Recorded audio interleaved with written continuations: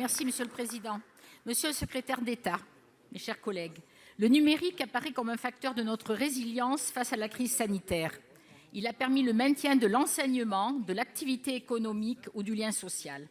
Mais cette expérience nous a aussi rappelé l'ampleur des fractures sociales, territoriales et numériques. Selon un récent rapport de l'INSEE, 1 Français sur 6 est un illettré numérique. 1 sur 5 ne sait pas communiquer avec Internet. 1 sur 3 manque de compétences de base. 80% de ceux qui n'utilisent pas Internet ont plus de 60 ans. Les personnes les plus fragiles sont donc aussi celles qui rencontrent le plus de difficultés à accéder à cet outil indispensable. C'est d'ailleurs l'objet du travail de notre collègue Raymond Vall dans le cadre de la mission d'information sur l'électronisme du groupe RDSE. Il faut encore y ajouter les disparités du déploiement du réseau sur le territoire et le manque d'équipement des familles les plus précaires. Les difficultés liées à l'enseignement à distance l'illustrent. Un seul ordinateur pour toute une famille, un réseau que l'on atteint dans un coin de la maison ou au fond du jardin, impossibilité dans certains logements de trouver le calme. Ces situations sont parfois insurmontables quand 5 à 10% des élèves ont été injoignables. Des initiatives existent, Maison France Service, plan de très haut débit, centres sociaux connectés ou pass numérique. Néanmoins, les circonstances actuelles conduisent à amplifier notre effort de réduction de toutes ces fractures alors que les inégalités se multiplient.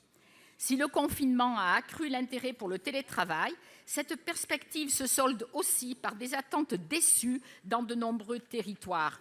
La faiblesse du débit empêche trop souvent l'installation de nouveaux habitants, là où justement il y en a le plus besoin. Envisagez-vous, Monsieur le secrétaire d'État, d'accélérer la politique de l'État en la matière? Je vous remercie.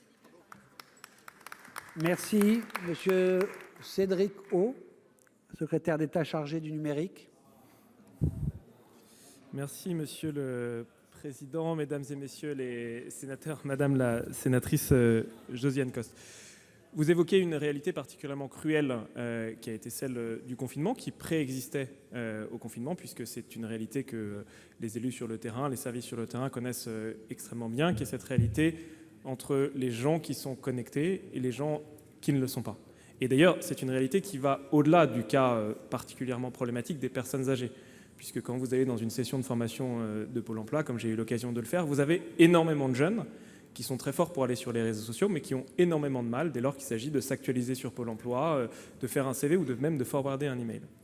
Et cette réalité, elle a été particulièrement cruelle pendant le confinement, où c'est des réalités et des libertés extrêmement basiques qui ont été inaccessibles pour nombre de nos concitoyens, qu'il s'agisse de télécharger une attestation de sortie, ou même dans leurs relations sociales, de faire un appel ou une visioconférence avec leurs proches ou leurs petits-enfants, creusant par là une fracture qui est une fracture économique, qui est une fracture sociale, qui est une fracture sociétale, et qui, si on le dit très clairement, alimente une colère qui d'ailleurs a affleuré au moment du grand débat, où quasiment dans chaque réunion physique du grand débat, les participants ont évoqué le numérique comme un facteur et un vecteur d'une forme d'exclusion.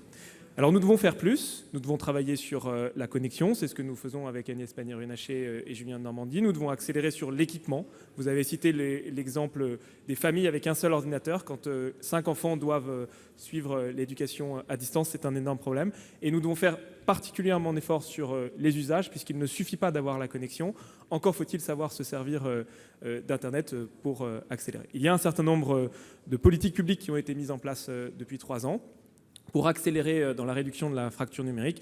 Je pense que ce que nous dit le confinement, c'est qu'il faut accélérer et que cette fracture qui préexistait, maintenant elle est béante et qu'il faut qu'on s'en saisisse au bon niveau, notamment dans le cadre du plan de relance. C'est ce à quoi nous travaillons actuellement. La parole est à Madame Christine Pruneau pour le groupe communiste, républicain, citoyen et écologiste.